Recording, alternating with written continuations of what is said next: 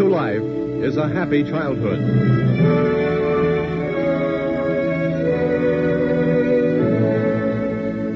To help you find this doorway for your child, the Columbia Broadcasting System invites you to listen to the case of Tommy, age 6. Tommy, whose mother couldn't love him.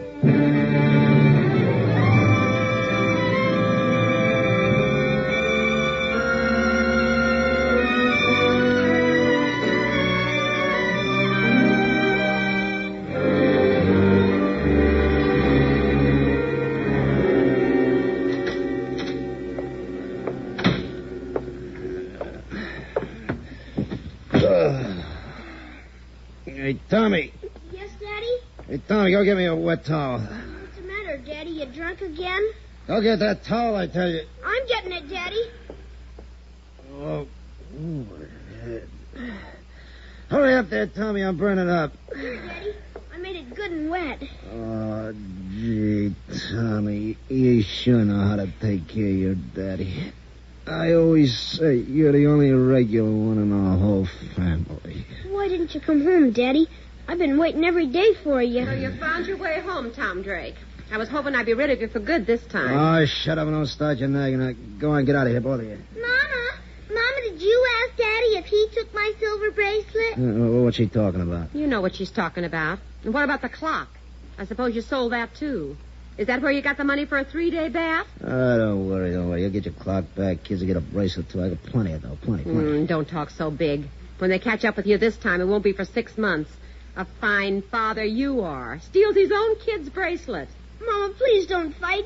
Daddy couldn't help Tommy, you shut up and get out of here. You're just like your father, a good-for-nothing. He's not a good-for-nothing. Don't you talk back to me. Hey, you take your hands off of him. Come over to me, Tommy. I won't let that old witch hit you. Just an old witch. That's what you are. Oh, which is it? Well, I'll show you. You're going to be just like your father, a no-good drunk. You look like him. You act like him. You're just a second Tom Drake. Take your hands off of him if you don't want to stop hitting him. You should have got more of this when you were a kid. I should leave him alone. Stop it, Daddy. Don't you dare him, What did you hit that boy for the last time? No. Oh, stop.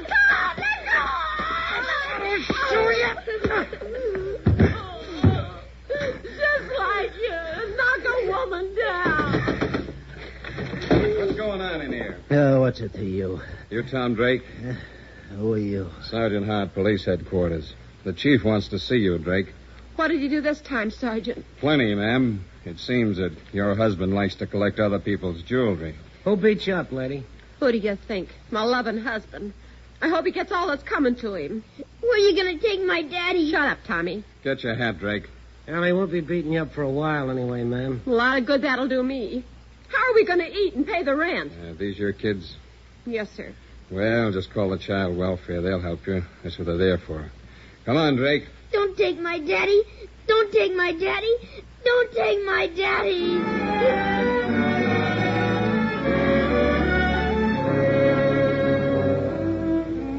Tommy might have overcome some of the handicaps of a poor environment if he had not resembled his father so much.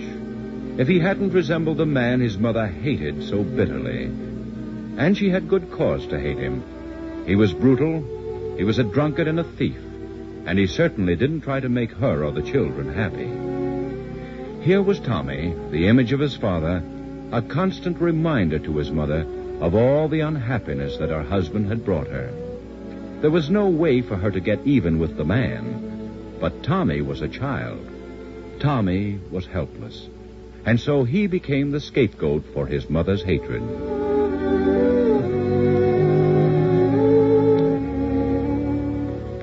When Tom Drake went to prison, his wife obtained a divorce and remarried. Then there was a new baby, and this made more complications for Tommy.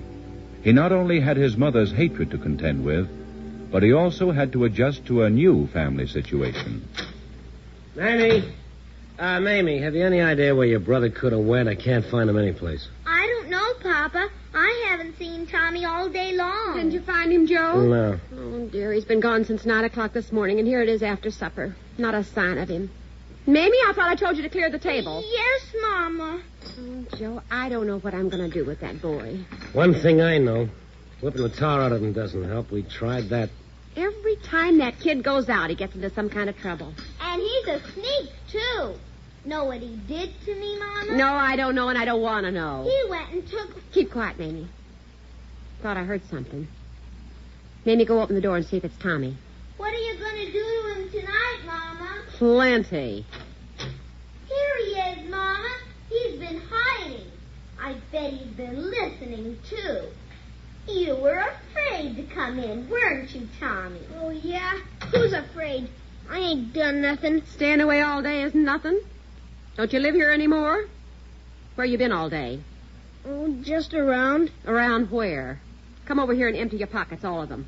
Let's see what you stole today. I won't. I ain't stole nothing. Stay away from me. You better empty them pockets quick, or I'll do it for you. I ain't done nothing. Let go of me. I didn't do nothing. Oh, now you woke the baby, too. Mamie, go in there and rock her until she goes to sleep again. Why do I always have to rock her?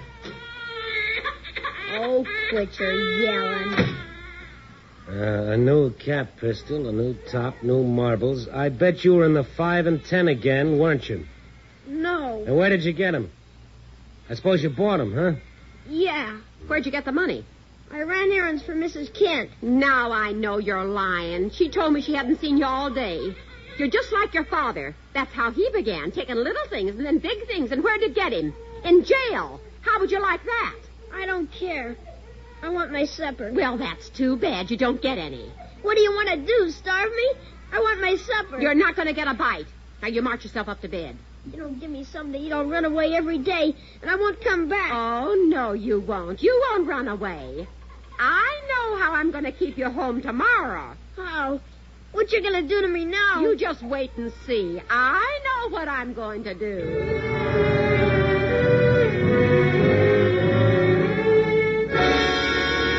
Please don't make me wear it anymore. Please. You'll stay in the backyard today. You won't want anybody to see you all dressed up in your sister's clothes, will you? You won't run away now. And you're going to take care of the baby, too. Oh, Mama. Please give me my pants. Nothing doing. And I'm locking the gate so you can't get out. Oh, look, Agnes. Look at the cute little girl who's going to take care of you today. She's going to see that you don't fall and hurt yourself. Here's a ball to play with, darling. That's mine. Give me that ball. That's not your ball. You stole it anyhow. Now, you take care of your baby sister. And don't make her cry. You're not my real sister. My dad's better than your pop any day. Your pop's afraid of her. My dad ain't afraid of her, and I ain't either. Hello, little girl. What's your name? Maybe you shut up and get out of here. You go away from this gate. I don't have to, and you can't make me. You're only a little girl with ruffles on her dress. You want my hair ribbon too, little girlie? Maybe you get out of here. Now look at your dress. Now I haven't got any ruffles. Mama! Mama, Tommy's tearing my dress! That'll show her. She can't put Mamie's dress on me. I'm not a girl. She wouldn't do this to my daddy. Tommy, He'd show her. What did you do to Mamie's dress? Oh, you tore it to pieces. Nothing but shreds. Please give me my pants. I'll be good. I'll be good, I Mama. know you'll be I'll good be now. good. You're going to get a licking. Please give me my pants. I'll be good. I'll be good.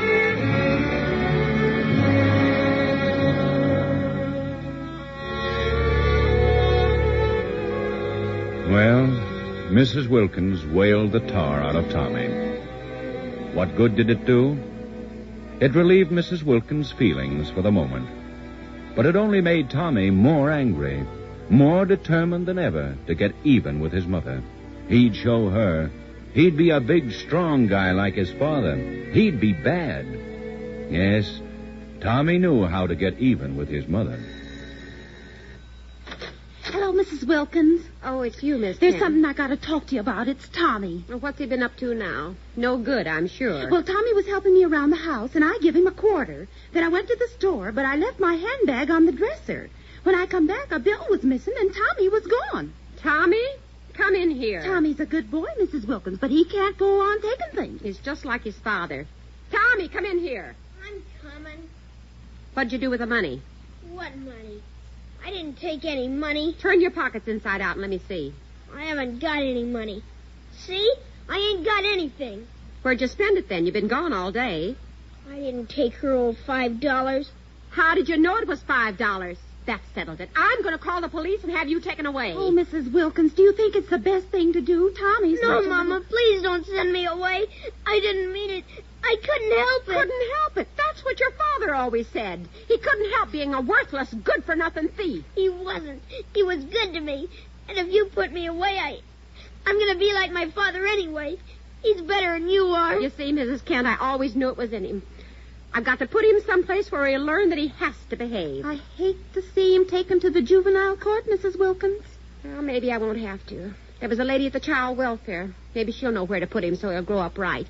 I'm going to talk to her first.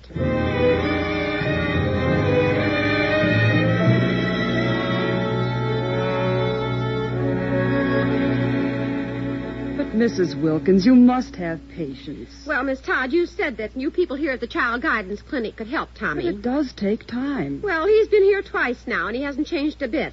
I think he's just got to be put someplace, Miss Todd. Well, it would be better if you could keep him, Mrs. Wilkins. Dr. Higgins thinks that in time he may be able to do something for Tommy. Oh, that's not going to help him, just seeing a doctor. Somebody's got to put a fear into him. That's what he needs. It's for his own good. Well, if you don't want to keep Tommy... Oh, I didn't mean that I wanted to get rid of him. I can't use big words, and maybe I don't express myself very well, but I told you all the bad things that he does. Yes, I know, Mrs. Wilkins. But many children are full of mischief. They don't mean any harm by it. But Tommy does. You don't know him like I do. He's nice and polite here at the clinic, but you should see him at home. Just like his father. Looks like him, acts like him. I'm afraid he's going to grow up to be like him, a criminal. Aren't you expecting Tommy to act like his father because he looks like him? Why, no, not at all. He's got his father in him, and he can't help it. But I want him to be good, and I don't see any hope for him unless he goes to a reform school. He's too young for that, Mrs. Wilkins.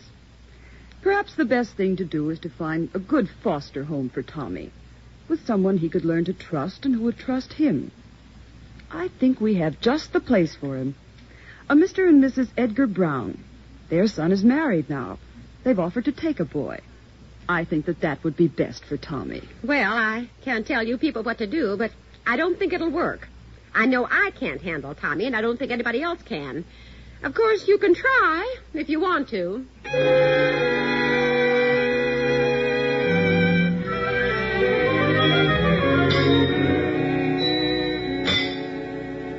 That's 8 ringers for you, Papa Brown. You won. Don't we have time for another game? No, I can't play horseshoes all day, Tommy. I've got work to do. Besides, I'll only win again. Why do you always let me beat you? You play better than I do, I guess. Oh, no. I've seen you do much better with the kids. Would you get mad if I beat you? No, of course not. That's part of the game. Well, I get awful mad when the kids beat me. Sometimes I hate them. I wouldn't hate you if you won. Now, you try to beat me tomorrow, huh? I sure will. You're okay, Papa Brown. Tommy, I want you to go to the store. Okay. Well, Edgar, I thought you'd gone. Oh, Tommy wanted to play a game of horseshoes, and I thought I'd just limber up a bit. Limber up a bit. Oh, Tommy, I want you to get a quart of chocolate ice cream. Your mother said she might come by to see you. Here's the money. Okay. Gee, ice cream. I'll be right back. You know, Mary, I can't figure out why that boy's mother had so much trouble with him. He's just a real boy.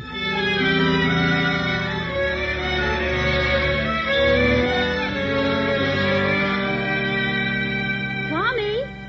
Oh, Tommy, your mother's going now. Come and say goodbye to her. You're going to go so soon, Mom? Gee, you hardly been here at all. I only came by to see how you were behaving. Mrs. Brown's been telling me what a good boy you've been. I have been good, Mama Brown, haven't I? Yes, you have, Tommy. We get along fine. And you haven't done any of the bad things you used to do at home. Oh, I wasn't so bad. Oh, you weren't.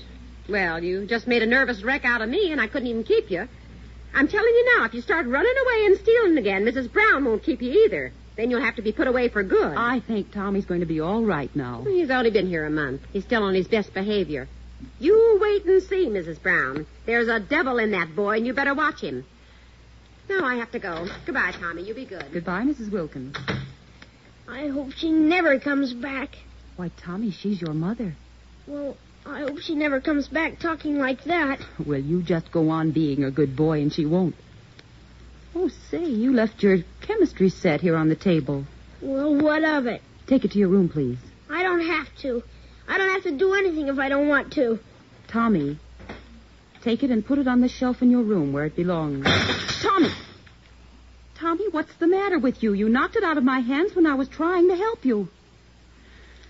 Go get the dustpan. I won't. You're just like all the rest of them. Always want to boss me around. You can't boss me, see? I can be bad if I want to. Tommy, you know you can't behave like that here. Oh, you shut your trap. Tommy. Blabber, blabber, blabbermouth. Blah, blah. Tommy, come back here. Try and make me. Tommy, where are you going? None of your business.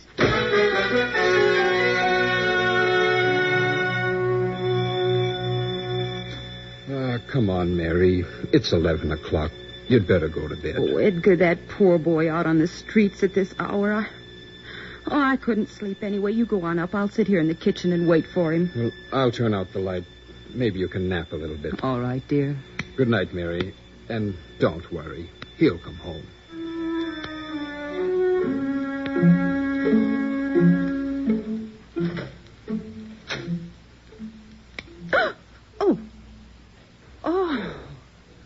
Oh, Tommy, it's you. You old sneak. Hiding in the dark to catch me, weren't you? Oh, no, Tommy. I wasn't hiding. I guess I must have fallen asleep. Well, where are your shoes? I took them off and left them in the hall. I didn't want to wake you up. Now, that was very thoughtful of you, Tommy. Did you have any supper? No, ma'am.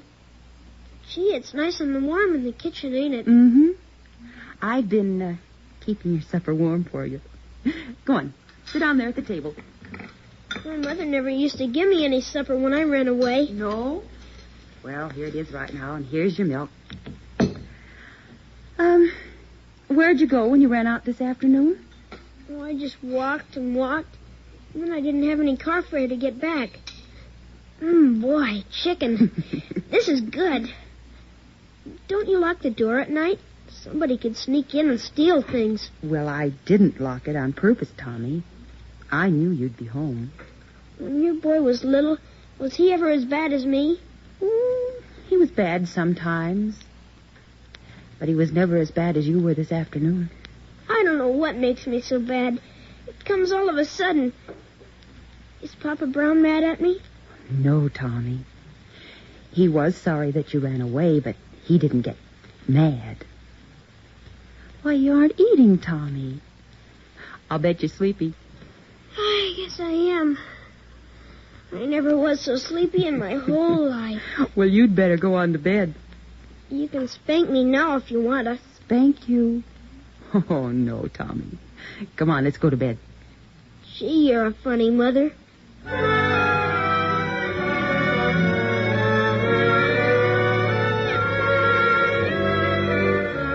Yes, to Tommy, Mrs. Brown was a funny sort of mother. She didn't get angry, and she didn't punish him when he was bad. He would have felt better at that moment if she had spanked him. He would have felt that he had paid for being bad. And strangely enough, he would have felt that Mrs. Brown cared for him. His own mother had always punished him. All mothers were supposed to punish their children. Tommy couldn't understand Mrs. Brown. He was suspicious of her goodness. Of course, he wanted affection, but he couldn't believe it would last. He was certain that someday Mrs. Brown would get so angry with him that she would send him away. Maybe today, maybe tomorrow. He wanted to know the worst. So he kept on rebelling and defying Mrs. Brown, trying her patience again and again. Hello, Tommy. Hey, where'd you put my top? Well, I haven't seen it, Tommy. You had it last. Isn't it up in your room? No, I've been looking for it for 2 days. You come help me look for it. Oh, I can't do it now, son. I've got all your shirts and blue jeans to iron. Tommy, don't lean against the ironing board like that. You almost knocked it down. Well, I want my top. All the other kids are playing with their tops, and I want mine. You must have put it somewhere. Look, I told you once I haven't seen your top. Tommy, get your hand off the ironing board. I don't want to burn you. Well, give me a dime. Give me a dime to buy another one. Oh, no, you've had your allowance. Don't tell me you've spent it all. Yes, and you don't give me enough allowance anyway. 25 cents a week is enough for any 9-year-old boy. 'Tis not. You better give me a dime. Tommy, get away from this ironing board or I might burn you. No, you won't. You're too dumb. I'll burn you first. Tommy! Oh, my hand. Oh, Tommy, you deliberately pushed the iron right into my hand. Hurry, get the Vaseline from the cupboard. Get it yourself. You wouldn't do anything for me, so I won't do anything for you. Go to your room, Tommy. Go on and get away from that table and leave my purse alone. You won't give me a dime, so I'm going to take it. Oh, no, you're not. Put my purse down. There, take your old purse. Tommy, if you keep this up, you cannot stay in this house. So you don't want to keep me either, huh? Well, I don't care. I'm going to be bad any place I go. But you don't really want to be bad, Tommy. Yes, I do. I want to be just like my father. And he was a bad man. He was very bad. I'm going to show everybody. I'm going to be just as bad as he was. Oh, stop that, Tommy. I've heard enough. You shut up, you old rat. There. That's what I think of you. Tommy, you hit me. I don't care. I'm going to be bad. And I hope they send me to the electric chair.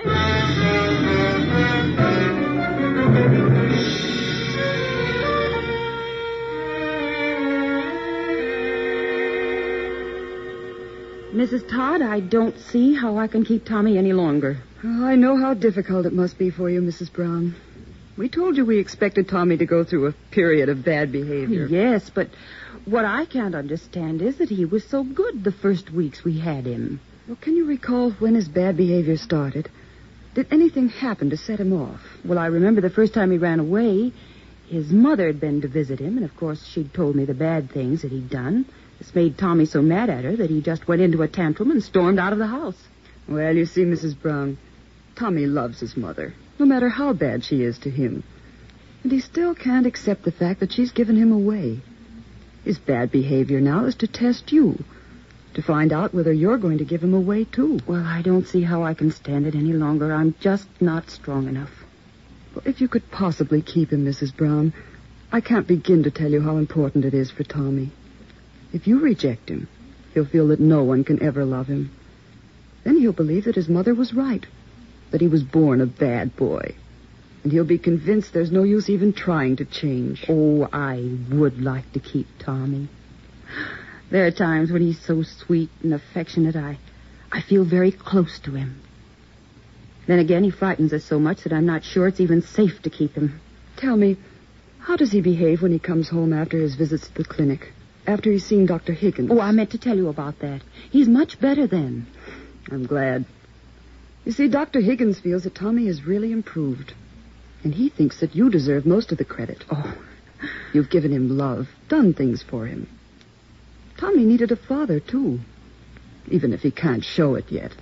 He's found what he needed in you and Mr. Brown. Oh, I'm not sure, Miss Todd. And it's very hard to punish him. He's so strong. And truthfully, I don't really want to. Mrs. Brown, it's very important that you don't punish him at this time. You see, when Tommy's bad, he feels guilty. He really feels ashamed of himself. And punishment wipes out these feelings. Then he can start all over again being bad.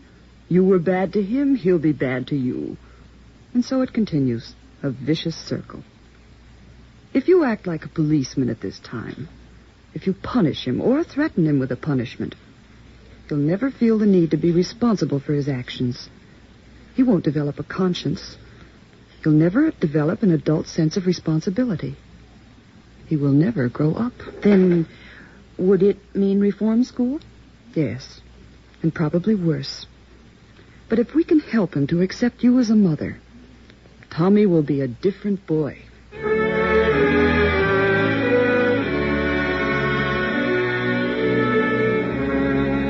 A few weeks after Mrs. Brown's talk with Miss Todd, Tommy visited his mother and stepfather. It was a very important day in Tommy's life. Tommy, will you get your head out of my paper? Can't you wait until I'm finished? I only wanted to make sure of the date. What difference does it make to you? It's the 26th. Mama, it's the 26th of March today. And tomorrow's the 27th, so what? Don't you remember? Oh, don't bother me now. I've got to get supper ready. Get away from the stove. Mamie, get the plates out and set the table. Mamie, do you know what the 26th of March is? No, I don't, Smarty, and I don't care. Is it some president's birthday? No, it's mine. Mama, Tommy's lying again, ain't he? He says today's his birthday. But it is, Mama. Don't you remember? The 26th of March. Oh, I remember the day you were born, all right. I almost died. And where was your father? In jail. Then you're 10 years old, Tommy. About time you started behaving yourself. Mamie, you didn't put down a plate for me. Mama, can't I stay and have supper with you tonight? It's 6 o'clock, Tommy. You better be starting home to Mrs. Brown. Mama, just this once, because it's my birthday. Stop talking to me about your birthday. Here's a cookie. Now go where you belong. I don't want your old cookie. That's a nice way to talk to your mother. She's not my mother. She's not my mother. Get out of here. Don't you come back. I told you to go where you belong. All right, I will go, and I'll never come back.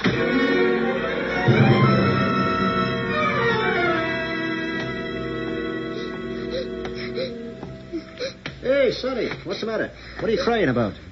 All right, go ahead, Copper. Put me in jail. I don't care. I don't want to put you in jail. Now, what are you crying about? Somebody hit you? No. You got a bellyache? No. Do you belong around here? No. Well, now, where do you belong? Nowhere. Well, kid, you better come along with me. We'll find out where you live.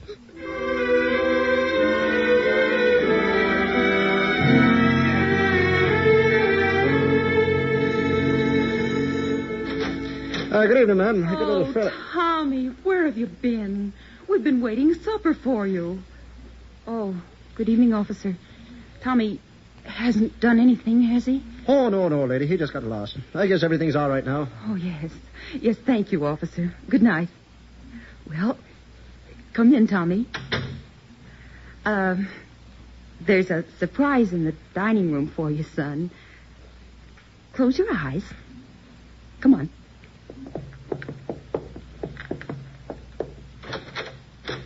You can open your eyes now. A birthday cake. and my name on it, too. J. Gee, yourself, Tommy. Do you like it? Do I? Gee, Mama Brown, you're the best mother I ever had. Happy birthday to Tommy. Happy birthday to Tommy.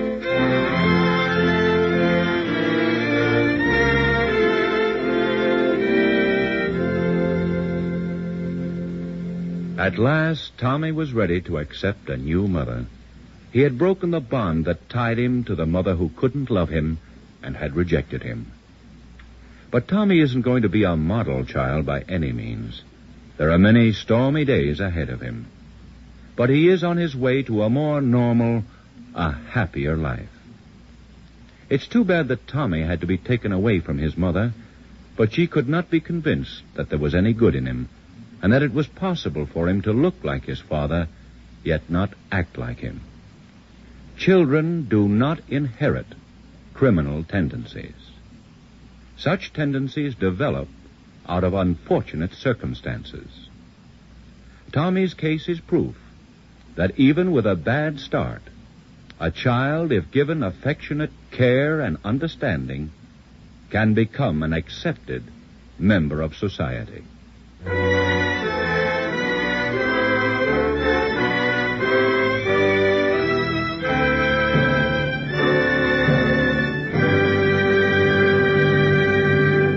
Doorway to Life is written by William Alland and Virginia Mullen and produced and directed by William N. Robeson.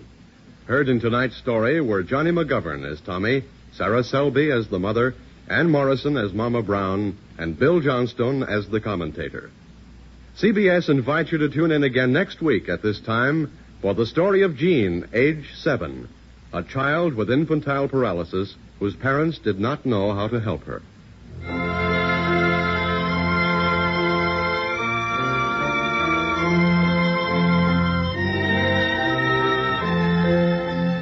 Doorway to Life is based upon authentic case histories which have been approved by a committee of recognized authorities on child care, composed of psychologists, psychiatrists, pediatricians, social workers, and educators, and is a feature production of CBS, the Columbia Broadcasting System.